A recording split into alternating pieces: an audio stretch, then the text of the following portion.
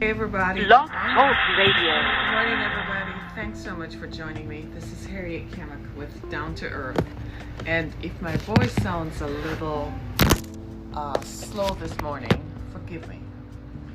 It's been that kind of a morning. We have some challenges that mostly had to do with the fact that I've been using my voice, and I think I haven't done the greatest job of taking care of my voice this past week. I think I'm fighting some sniffles or something. It's been several weeks since before Christmas, I think, when it started. And I didn't pay attention. I just thought it was seasonal, it would go away. You know how that works. And then you get so caught up and you're so busy, you don't do what you're supposed to do. And then by the time I started paying attention to it, with all this stuff flying around in the air, who knows what can happen. So how are you all doing? It's Tuesday, the 14th day of the new decade. The new decade began on January 1st, midnight, January 1st, 2020. And so here we are. It's 14 days later. And we have seen wars and rumors of wars. I mean, the year pretty much started off kind of foretelling what's going to happen for the decade, I believe. But it's interesting that here we are, and we've been focusing a lot on what's going on in Mississippi for some time now. In fact, we did a story on Mississippi prisons just last week, and how there are 20,000 people in Mississippi prisons, and one of them, Parchman in particular, is in prison that was developed right after slavery ended, evolved right out of the Jim Crow laws that operated in the South at the beginning of the 20th century. And to see that 100 years later, they're still trying to enforce, they're not calling it Jim Crow, but they're still trying to enforce a brand of racism, and are successful at it because it's happening right under our noses, and we seem to be asleep at the switch, right? So we're going to talk about that today. But first, and give credit where credit is due to the Marshall Project. They did an awesome story on debtors' prisons in Mississippi, so I just want to give a shout out to them because they did the investigative work and the investigative journalism, and you gotta give credit and thank God that we live in a country where there is freedom, where there is freedom of speech, where people can go and investigate these stories, and we can find out, so it can arouse the public's interest and create awareness in the public, so that the public can now hold politicians accountable.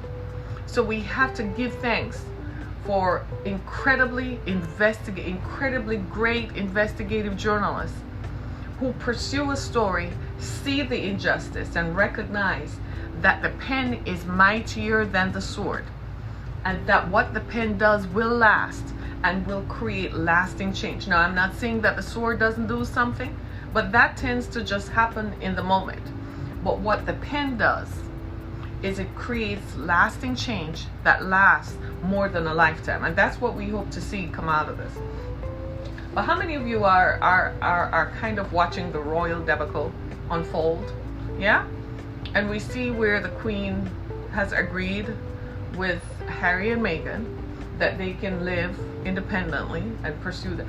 You know that's not coming easy. You know there's a cost somewhere down the road, right? There's going to be a cost. There are going to be impositions that maybe you have to attend a few royal functions, but essentially Harry and Meghan got what they wanted. They wanted to live away from the bullying of the British press.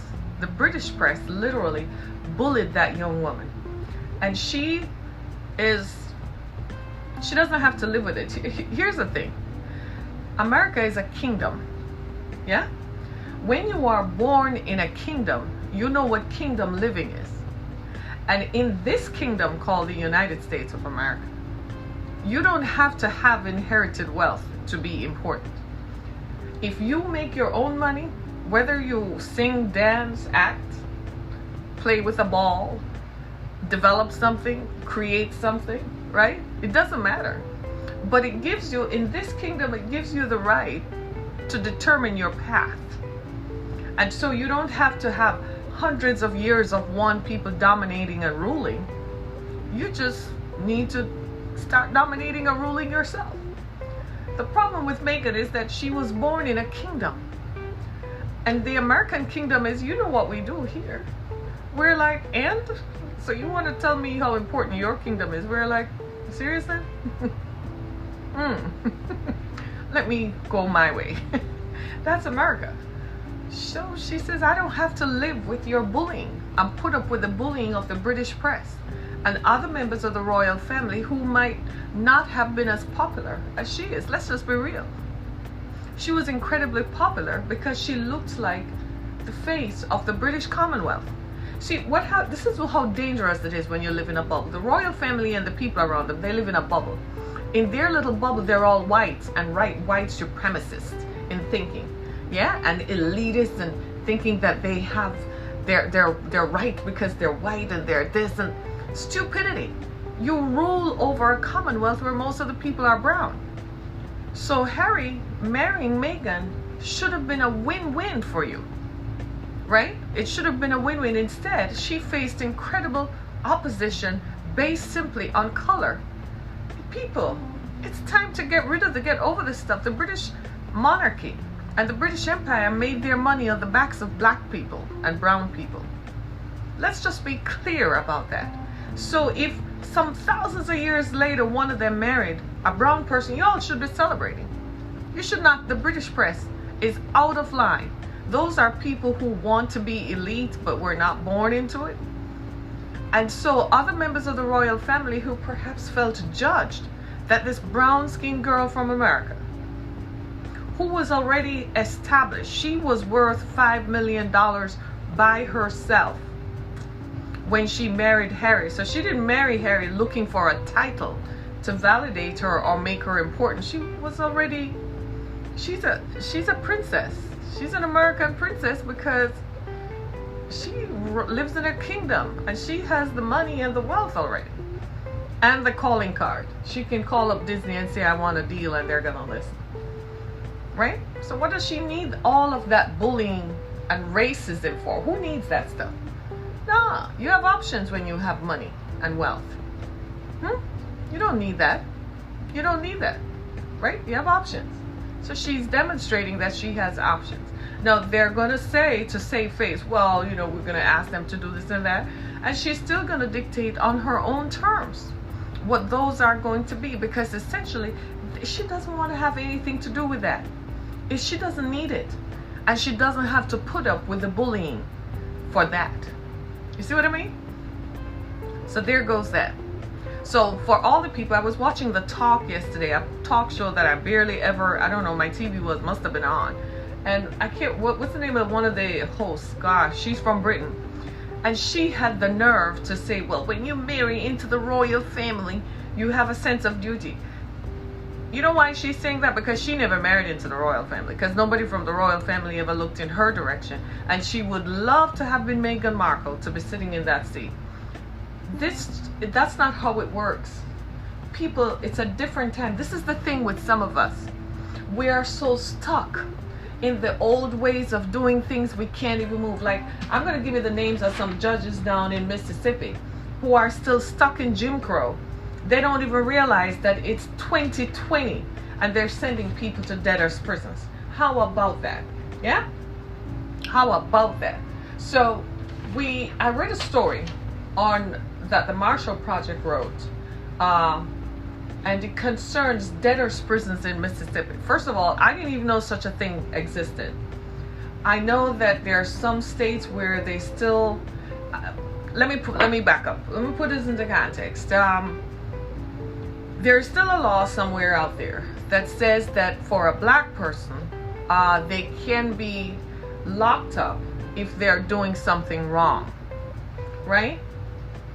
And in the early 2000s, from 2010 onwards, when we started seeing an increase in policing and the negativity surrounding Trayvon Martin and so on, we initially attributed it to the fact that this law existed, so some police officers were taking advantage of that. But there is a law that allows people to be imprisoned if you owe your debtor and you can't pay them back. Mississippi has such a law and enforces it. And what they did was, they think they're smart. Instead of, they don't want to sound so racist and sound like they're still practicing Jim Crow. So they create what is called restitution centers. Restitution centers that are separate from the prison structure.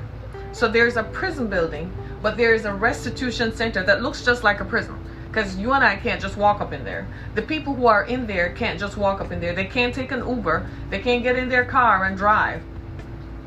They have to comply with what the center says.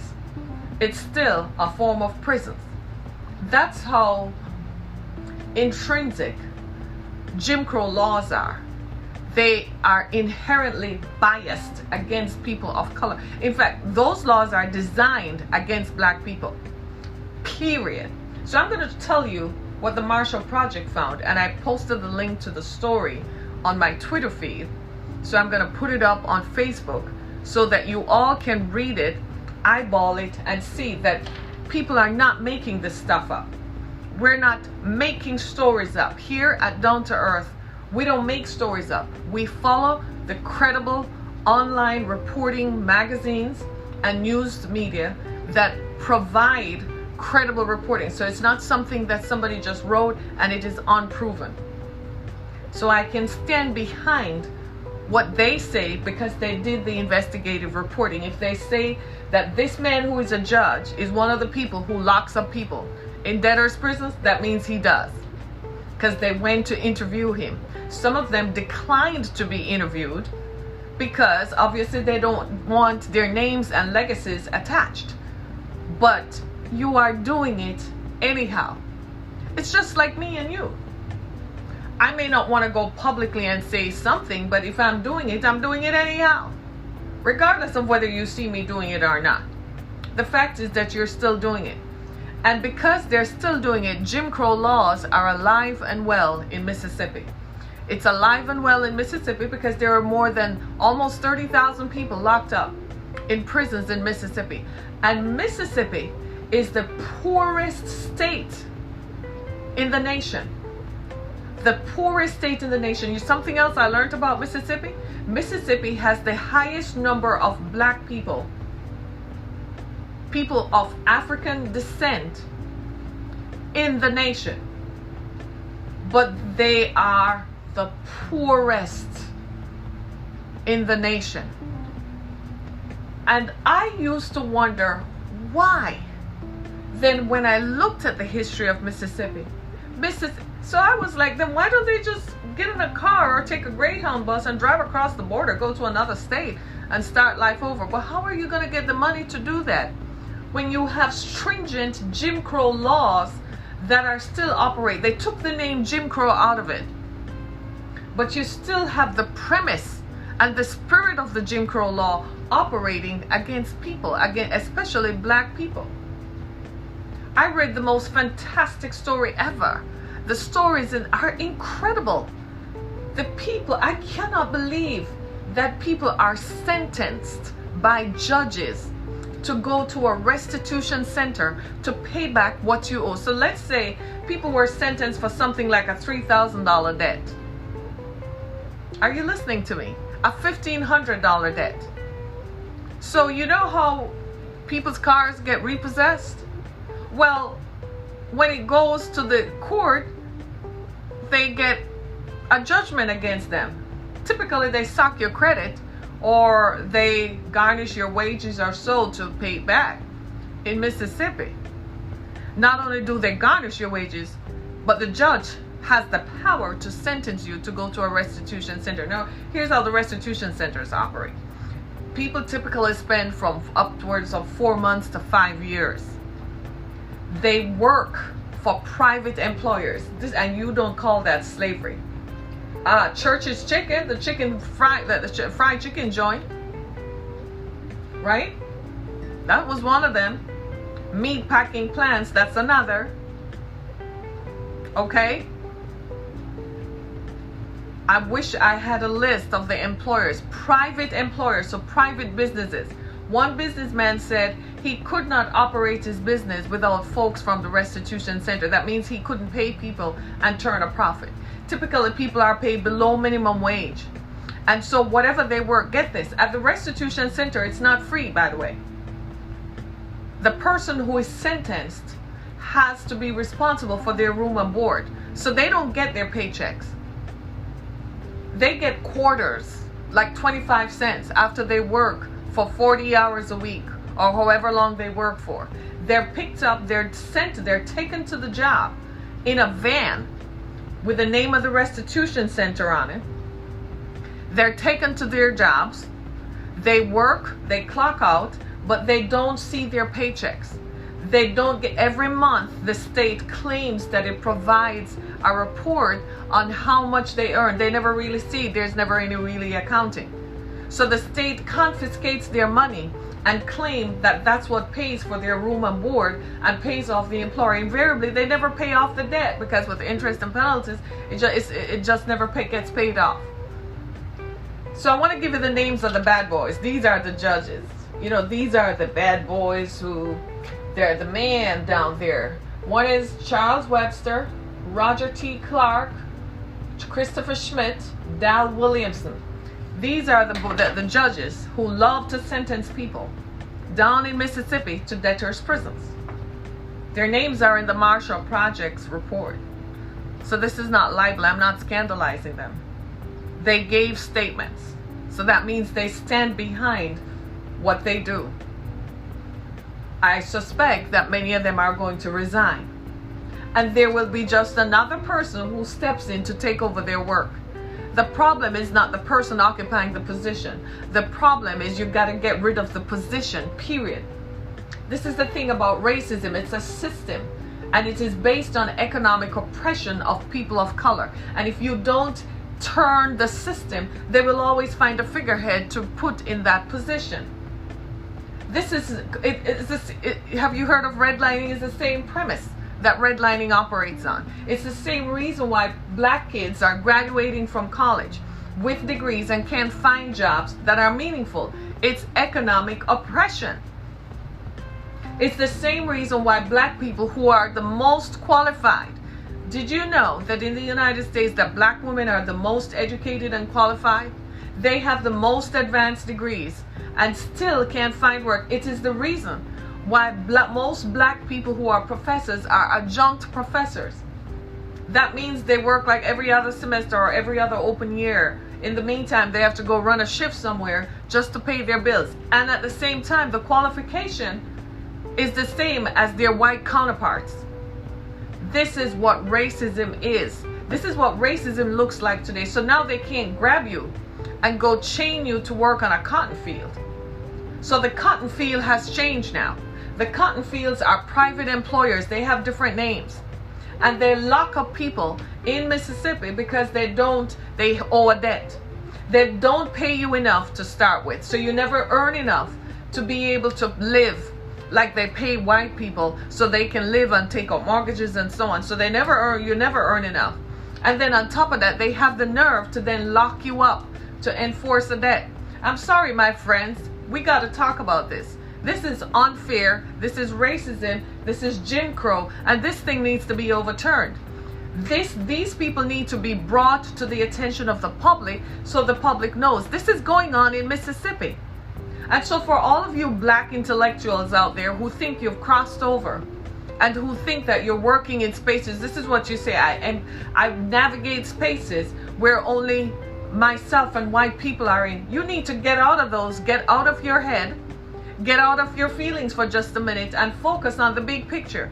The reason that you are there is not because of anything else, but you need to be there so you can change the way people think so that it will be easier for others to enter in.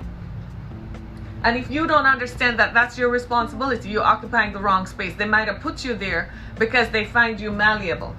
They wouldn't put me there because I'm going to ask for change. I'm going to stand up and say, this is not right, we need to change this.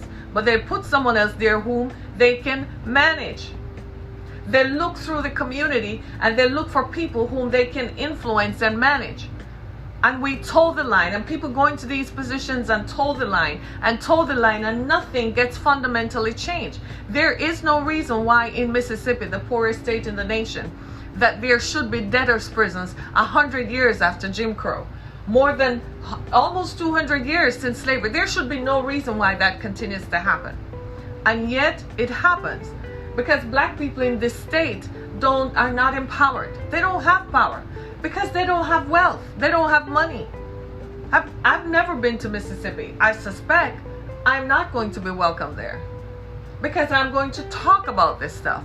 And I'm probably not going to be popular even with the black power structure there, because they too are part of the white power structure that is enforcing these things to continue to happen to their own people.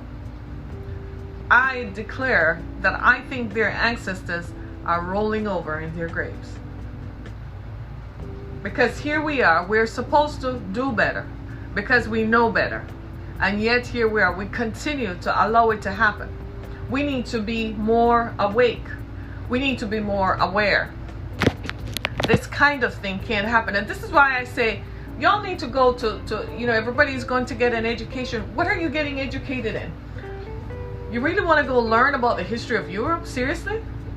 And what is that going to do to your lifestyle and to your temperament and to you as a person of color in your personhood?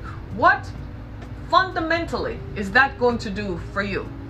It's not enough to go get a degree in fine arts, a liberal arts degree, a degree in psychology. What exactly is that going to do? If you're going to go study and learn something so you can come back and create effective, meaningful change. It's not enough to you walk up into an institution of higher learning and come out with a degree that is just going to make you sit down and earn $19 an hour. It does not make sense. $20 an hour, seriously. They're paying people, managers at McDonald's that. So what's the difference? You have a 4-year degree. What did you do? Go to school, wake up and learn. Do something with what you have. You have the privilege now that your ancestors 100 years ago didn't have. Occupy. And while you occupy, dominate, learn, navigate. Learn how to navigate these things. And stand up. Do something.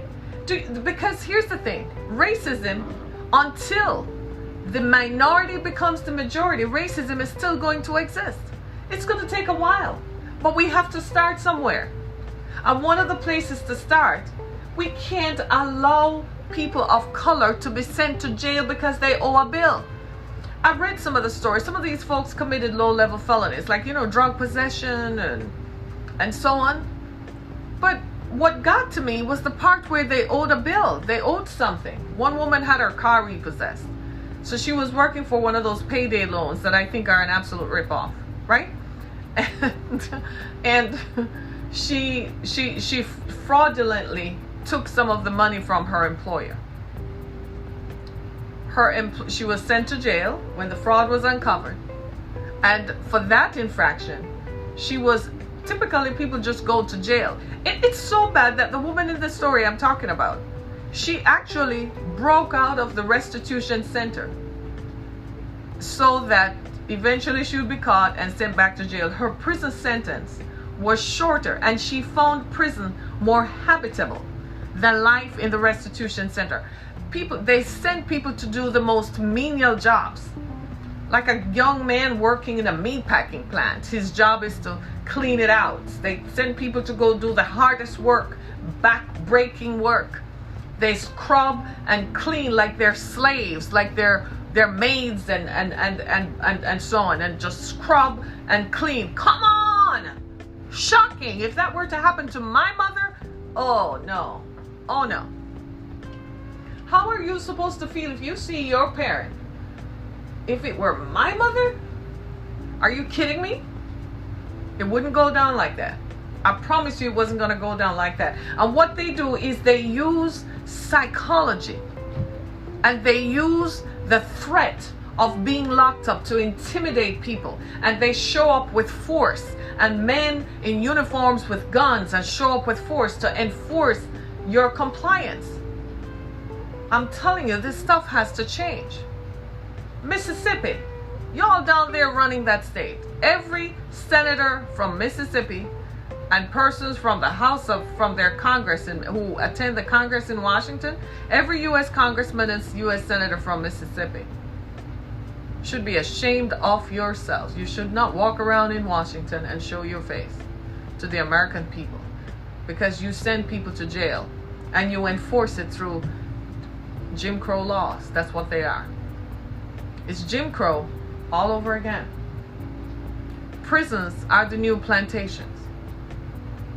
A lot of what they found too is that the prisons look like, you remember, you've heard me talk about Parchment. Parchment is a famous prison in Mississippi that was started after Jim Crow. And it was a cotton plantation. The idea of it was that they were still going to get these Negroes to work on a cotton plantation. So if a Negro were sentenced to anything, if a black person were sentenced to anything, whatever, and you know they're going to find ways to sentence someone, they were sent to work on the cotton plantation. So it's like, oh, you want to be free? I'm going to make sure you find a law that you will break, and make sure you go work on this plantation. I think what happens, a lot of folks who come from Mississippi are so traumatized that just getting out is enough. That when they get out, they don't want to come back. They don't want to remember anything about it. They don't want to have anything to do with it, because, frankly, who among us would want to? Who among us? Think about it. I wouldn't. Would you? No? The place is a cesspool. When you look at the pictures of these folks, there is no life. There is no hope. You know what that tells me? That suicide is a problem. Alcohol is a problem, and drugs are a problem, because people are living in total despair. Can you imagine what they see on TV? The life that they see on TV, those lifestyles, mean nothing to them because they're not living it. It cannot be imagined that that kind of lifestyle could exist, because it just doesn't. Mississippi is shocking. It's a shame and a stain, and should be a stain on the American people. It's shameful what happens. It's totally shameful. And what you find in these situations is that you think that only, you might say that it's only, these people only come from one party. No, it has nothing to do with party. This has nothing to do with party at all. This is people, and a certain group of people thinking that their power is the only power that should exist. That's all it comes down to. And that's what we have to fight. That's what we have to stop. Because if we continue to think like that, as Bob Marley said, if one group of people continue to think like that, they're always going to find ways to make it difficult for another group of people. Hence, the creation of wars. We need to find a way to live together. I understand that in Mississippi, there is contention, and I imagine it must be a contentious way of life. Imagine living with people who for hundreds of years thought that you were inferior because of your color, because their ancestors went to a whole other continent and brought your ancestors here, and now you're all here and you still think you are. It's because of that. I imagine that there are contentions that exist. These are contentious ways to live. But here we are. We've got to find a way around it and a way through it. And it starts by us saying, look, we're wrong on both sides. We're wrong. This should never have happened. But here is what we can do going forward. The fact that they're still enforcing a form of Jim Crow laws is not helping. It's not helping. And I salute projects like the Marshall Project and others who continue to create exposés on what happens in these prison systems. It is incredible, and it is alarming, and it is shocking. And I say it is something that we really, really, really need to look at. As people of color, we really need it. We need to be aware of it, and we need to stop it. We need to speak up and stand up so that others know that these things are happening. Because if not, who else? Think about that. Who else? I live in Michigan. I could not imagine if something like that were to take place here in Michigan. We already have a high prison population here. The number of incarcerated people here is tremendous because here in Michigan, we don't have the death penalty. Therefore, people stay in jail for a long, long time. Right now, we have an aging population in Michigan. We have a number of issues because some of these folks have been in prison for so long, they're still alive. They're sick, they're aging out, and the system is not designed in such a way that just because of aging or they have a death sentence, for instance, they have been diagnosed with a disease that is likely to take them out before their time ends, right? Or the duration of their prison term ends. So there are no provisions to say, well, if the doctor says you only have 6 months to live, then we're going to send you out. It really doesn't happen. It's now being evaluated on a case-by-case basis, right? So Michigan has its own issues. But I could not imagine here in Michigan if they were going to lock people up for owing a debt. I could not imagine that. Maybe that's why I live in Michigan. Maybe that's why God chose Michigan for me. Because my friends, I'm telling you, this is shocking. I could not imagine being a black person in Mississippi. In my skin. Born in Mississippi and feeling like I have no hope, no way of getting out of it. A friend of mine is from Mississippi. I think Cyrus Webb is from Mississippi. Everybody knows about Cyrus Webb, right? He's had a radio show and a magazine show. He's now syndicated on national radio and so on. It took him years and years. That's a success story that came out of Mississippi. And he keeps saying, if I did it, you can. And he did it the right way. He didn't sell drugs. He didn't jump over a fence, didn't pick up a gun. And there is a space where some people think that poverty is the only way out. Sometimes it takes longer, but you have to pursue the right path. There is a right path. Do the right thing and pursue the right path. My problem is not with the people who pick up a gun and go hold somebody up. They need to serve time for that because there was a right path that you could have gone into the same establishment and take the pay at $5 an hour or whatever it is, and it would keep you out of jail. The problem I have is locking up people for low-level felonies and then sentencing them to restitution centers. So you literally are saying, okay, well, you come before me. I'm making money off the restitution center. You think these judges are doing it just because? There's got to be some kind of incentive. There's got to be something to it, yeah? Because I don't want to believe that we are so evil that we would literally sentence somebody who has no capacity to help themselves, that you're going to sentence them to a restitution center where they work like a slave just because they can't do better. I don't want to think that. I want to think that we're better than that. That we as a society have evolved and think better. It's crazy, isn't it? Absolutely and totally crazy. I don't know about you, but these kinds of things cannot continue to happen. Right? These kinds of things cannot continue to happen. The fact that we continue, just think about it. Just last week we talked about it. And this is the state that brought us parchment. This is the state that brought us parchment. We're right after Jim Crow. It makes me wonder, did a different kind of white people went to Mississippi? Because we've been making this distinction for more than 100 years now, talking about white people in the North and who are, they like to call them liberals. So did a different group of white people go to the South? Evil, present, where they're just downright, because how could you, I don't know, hatred must not exist in me. Because how could you hate someone so much whom you've never met, but you hate them because of the color of their skin? I still don't get that.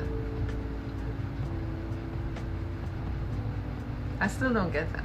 Even now, while I am posing the question, what is wrong with white people who live in Mississippi like these judges? mentioned in the Marshall Project's investigative story. What is wrong with these judges? I still want to meet them and say, what happened here? What makes you think like that?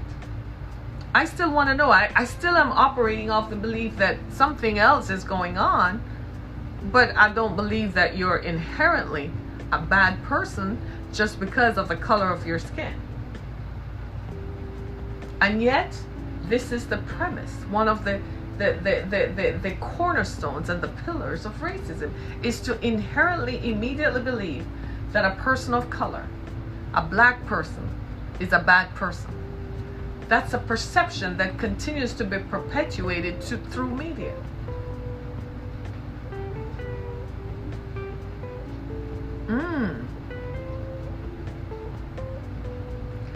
Now, I'm not expecting that a lot of folks, there are not a lot of people, especially black people, who are going to respond to this, because inherently we feel bad and we feel ashamed. But you shouldn't feel ashamed, because this is not, you didn't cause this on yourself. There's nothing to be ashamed about.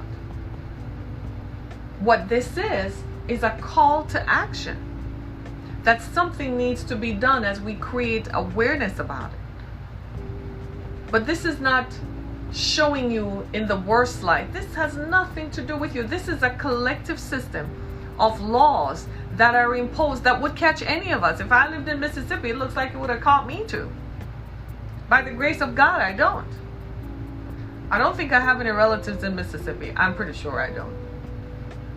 That's not a state that is progressive enough. And by progressive, I mean that's not a state that is welcoming. Those kinds of laws carry an atmosphere of fear and hatred that is so thick you can feel it. It doesn't carry an atmosphere of liberty and the pursuit of liberty and the pursuit of justice. It carries an atmosphere of pure natural born hatred just because you exist. It's almost as if these laws are, well, we're going to round them all up, put them in reservation and what they call restitution centers, and inherently stomp them out of the face of the earth. You got another thing coming, dude, because it doesn't work like that. There's a whole new generation coming. What I do is bring awareness to it, but there's a whole other generation coming. They might not talk about it. They might be the ones who are going to use the pen of a ready writer. It's called a vote. They're the ones who are going to do something about it. See, this is why when I talk about institutional racism, I talk about it that it's an institution, it's a system that operates. And what it does is it operates in impunity, right? And so because it's an institution, it's endemic, it's insidious, and it is hidden. You don't see it because there's nobody who's going to come forward and say, oh, hey, I'm a racist. It just doesn't work that way, right? But it still exists. So when people say, well, if you get this one out, no, it's not the person. The person is a figurehead. They're literally occupying the space and perpetuating the law. So getting them out, you have to change the position that they operate in. You have to get rid of the system that creates the mentality for this kind of ideology to perforate. It's pervasive and it's captive and it holds people captive. There is a system in Mississippi that holds people captive. I wish more people would hear what I'm saying. I don't think anybody is listening. It's like nobody is listening. These are the issues that we need to pay attention to, because if you're not careful, one day a person might be elected in your county, in your state, who passes a resolution like this, and before you know it, it becomes a law that operates in your state. That's the problem. This is why you need to be aware. It's not just, oh, well, it's happening in Mississippi. That's something that happens down south. Unfortunately, people get caught up in it. Sucks to be them. No, it's because such a thing could happen right where you are if you're not careful. So you have to be aware. You have to really open your ears and open your minds and listen. Folks, I'm going to tell you one more time before you go to bed at night, Turn the TV off. You're inundated with news all day. It comes through on your phone because you have news alerts on your phone. You're driving down the street, you hear it. That's enough. You come home and you watch the 6 o'clock news, the 6:30 news, the 5 o'clock news, the 7:30 news, or 7 o'clock news. That's enough. Shut the TV down. Shut the TV off. Go in your bedrooms. Talk to your families, right? Sit down, have conversations with the people whom you live with, the people whom you love. Create a relationship so you have unity in your own household. That's going to save you later, right? Because then you will keep your money together. How many of you know that that's real? Say real, right? It keeps the family together, keeps the love and the unity together. And it also opens your mind so when you go to lay down, you can think clearly. When you wake up in the mornings, your mind is clear. When you go to bed with images from the TV still on your mind, that's all you dream about. You're tormented all night. You're not sleeping. Shut the screens off, y'all. You notice we're all getting eye problems now because the screens that we stare at, sometimes even looking at these screens, the glare, I think I'm going to have to get stuff to put over them. The glare from the cameras, right? The glare of it. It's affecting our eyes. Well, it's also affecting, I stare at screens so much, I'm getting headaches, right? And I've noticed that it has ramped up, right? It's the glare, right? We are going to have to, just like that glare affects our eyes, the noise from all the stuff is affecting our brains at night when you should be rested so you can hear. Because these are the issues. It's not enough for me that it's only happening in Mississippi and I flip over and go to the next story. It's that something like this could happen right where I live because there might just be a politician, there might just be a prospective politician who has a similar idea like this, who can, influence his other politicians. Then he goes and get private employers to back him up. That's what's happening in Mississippi. Private employers, so big name corporations, are taking advantage of black people who have no voice, who cannot help themselves, who get caught up in a system where they end up in something called debtor's prison, something we thought happened in the 19th century and early 20th century. That's what's going on, my friends. That's what's going on. They get private employers. We need to know who those private employers are and sanction them. Don't go there and ask them. Don't support them. Since we spend our money where we choose, do not support people who employ prison laborers. Do not support organizations because what they have done is created another group of slaves. It's still slavery. What is happening in Mississippi is modern day slavery. And if they tell you, well, we don't give them longer than 5 years, it's 5 years of free labor. When those people emerge, just like slavery, they're just as traumatized, they're just as mentally damaged, and are likely to go back into it because now they have a record and can't get a decent job, can't rent an apartment. They're subjected to more poverty. They're going to end up homeless or end up doing stuff that they end up in prison. And you think this is happenstance, you need to think again. It's modern day slavery. Anywhere you see economic problems and economic policies that make people separated from earning a living, that's sustainable living, that they can live, it's slavery. It's just slavery on a different name with a different face, same color, black and white, same premise, to oppress people who are descendants of Africans so that they never prosper and we keep them enslaved for the rest of time. It's still modern day slavery. And it's happening. If you think it's just unique to here, you need to travel the world. All those immigrants who came up from Africa, who were escaping wars in Africa caused by generations of colonialism and trying to get to Europe. When they get to Europe without documentation and without the skills that are required to function in those societies, what do you think happened to them? They become what? Modern day slaves. And they're desperate enough to escape the wars and the diseases that are caused from lack of investment in infrastructure that creates a climate and create an environment where only war is going to proliferate, what do you think is going to happen? So you also think that that happens by happenstance. None of these things are remote. None of these things operate without the existence of the other. These are the facts. These are the facts. My friends, what's going on in Mississippi is likely to happen in your area if you don't wake up. Listen to what the people who are seeking your vote say. Go visit them. Talk to them. Hear what they have to say. Don't just say, I like how he looks, he's tall, good looking, and he sounds honest. You don't know who is backing him. Anybody who is backed by corporations, you need to be very careful. They're going to pass laws that don't benefit you. You need to find out what on earth they believe, and you need to act accordingly. Because what happens in Mississippi doesn't stay in Mississippi. It can happen anywhere else.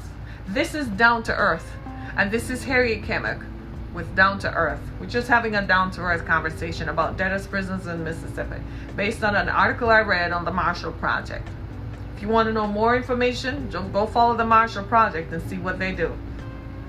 But as far as I can see, this is real, and this can happen anywhere. This is Harriet Kemick with Down to Earth. It's Tuesday, January 14th, 2020. Remember, when you're writing the dates out this year, don't just write 1/14/20.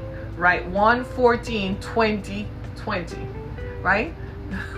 Go to my website, harrietkemick.com, and continue to support us by sharing this broadcast with others, and share this broadcast with other folks who are listening. Everyone needs to be aware of this.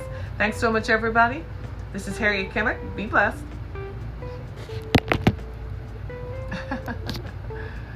Thanks so much, everybody.